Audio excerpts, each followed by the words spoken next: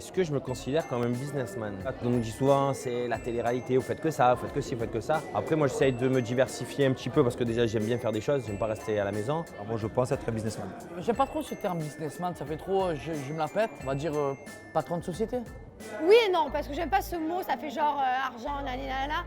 Mais oui, j'aime faire des projets, j'aime faire des choses, j'aime développer, créer, avoir des idées. Là, j'essaye de construire un maximum de choses. Voilà. On pense souvent que, hormis nos aventures, on ne fait rien. Non, c'est pas le cas. J'adore faire du business, j'adore créer des entreprises, j'adore créer même de l'emploi, avoir des nouveaux employés, tout ça. Je pense aussi être une petite businesswoman. Il faut qu'on évolue. On sait bien qu'on ne pense pas à 50, 60 ans, on continue à faire de la télé. Et après voilà, on essaie d'ouvrir plusieurs choses, plusieurs sociétés. Après, pas obligé de dire que ce que tu fais ou ce que tu fais pas. On est plusieurs à faire plein de choses et on essaie beaucoup de se diversifier. Oui. J'ai fait un salon de coiffure et d'esthétique. J'ai développé avec mon mari des parfums, des bougies, la marque de vêtements Insolent aussi, mon livre. Oui, c'est vrai, voilà, j'ai des restaurants, un Verex que j'ai revendu il n'y a pas si longtemps que ça. Après, on a ouvert un restaurant de sushi.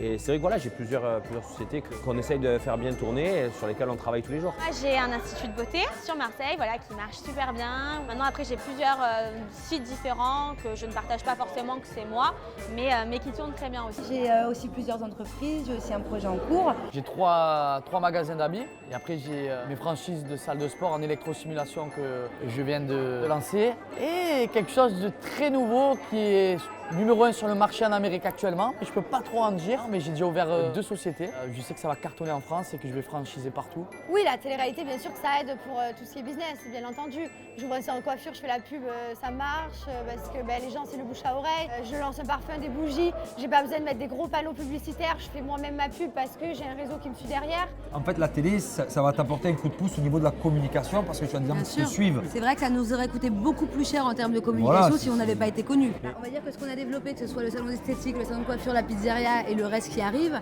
ça aurait peut-être pas autant de succès si nous n'avions pas fait de télé-réalité. C'est un tremplin, ça t'aide, ça t'ouvre beaucoup d'horizons. Il y a aussi des inconvénients parce que ce que la télé-réalité fait, c'est toujours de la merde. Et ça peut fermer des portes. Moi, la musique, par exemple, je sais que ça me ferme des portes. Je sais que je suis sur W9. Fun Radio, ils me jouent. Énergie, ils veulent même pas savoir, ils veulent même pas réfléchir à me rentrer sur Énergie. Ah quoi, Paga, de la télé-réalité des Marseillais de W9 qui est joué sur Fun? Mais il est hors de question qu'ils rentrent sur Énergie. Même pas ils y pensent. Je peux faire un tube mondial, même pas ils y pensent. Je suis banni d'Énergie, je sais pas pourquoi. Mais c'est malheureux et j'en souffre. Hein. J'ai sorti mon livre, c'est de la merde. Tes parfums, ça doit être de la merde. C'est pas évident. Parce que pour les gens, les personnes de télé-réalité ne peuvent pas construire de choses. Ils nous voient comme, je sais pas, comme des débiles à la télé. Après, si on a fait tout ça, c'est qu'on n'est pas si bête que ça en fait.